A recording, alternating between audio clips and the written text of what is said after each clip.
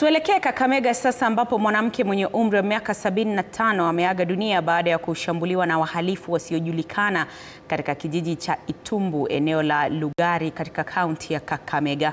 Kulingana na majirani, marehemu aliyefahamika kama Priscilla Tito alishambuliwa usiku wa kuamkia leo, ambapo inadaiwa alibakwa kabla ya nyumba yake kuteketezwa. Priscilla alikimbizwa katika hospitali ya rufaa ya kaunti ya Kakamega ambako alifariki alipokuwa akipokea matibabu yaliyotokana na shambulizi hilo. Sasa wakazi wameelezea wasiwasi wao kufuatia ongezeko la visa vya uhalifu na kuzorota kwa usalama katika eneo hilo.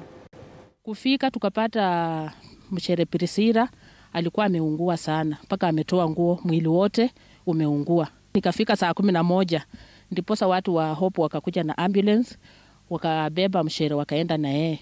Kila kitu kimeungua kwa nyumba, mahindi ilikuwa ndani, vitu zake zote, nguo zake, hakuna chochote ambacho kimebaki katika hiyo nyumba. Sisi tumesikitika sana, sababu hata penye nimetoka ni siku 4 kama wamepomwanga nyumba wamepepa kuku.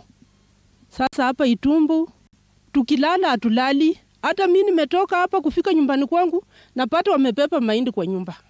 Usalama umekuwa chini na tunaomba serikali askari wa huku